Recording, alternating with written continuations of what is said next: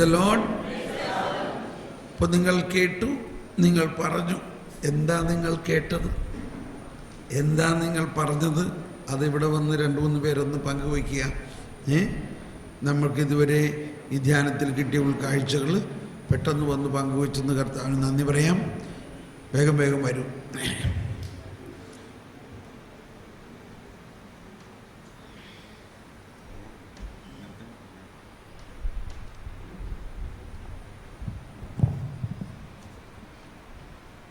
ഇന്ന് ഈ ധ്യാനത്തിൽ വിശ്വാസം ദൈവത്തിൻ്റെ ദാനമാണെന്ന് ഒരു പുതിയ അറിവ് കിട്ടി. പിന്നെ അബ്രഹാമിനെ പടിപടിയായിട്ടാണ് വിശ്വാസം കൊടുത്തതെന്നും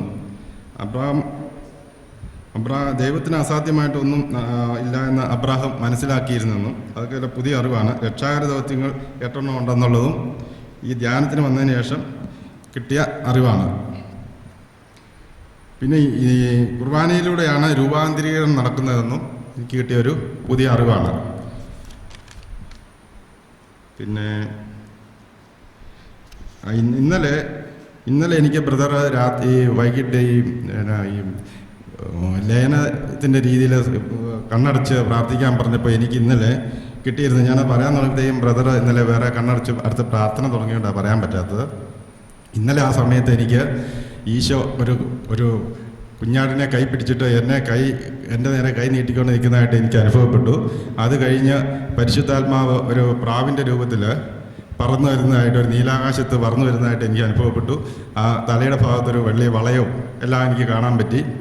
അത് കഴിഞ്ഞ് കുറച്ച് കഴിഞ്ഞ് ഞാനവിടെ ഇങ്ങനെ എവിടെയോ ഇങ്ങനെ നിൽക്കുമ്പോൾ എന്തോ അങ്ങനെ ഉരുണ്ടുരുണ്ട് വരുന്നൊരു കുഴൽ പോലെ ഉരുണ്ടുകൊണ്ട് വന്നിട്ട് എല്ലാം കൂടെ ഒന്നിച്ചായിട്ട് അവിടെ നിന്ന് എന്നെ അതാ ചുഴിയിലോട്ട് വലിച്ചെടുത്തുകൊണ്ട് പോയി.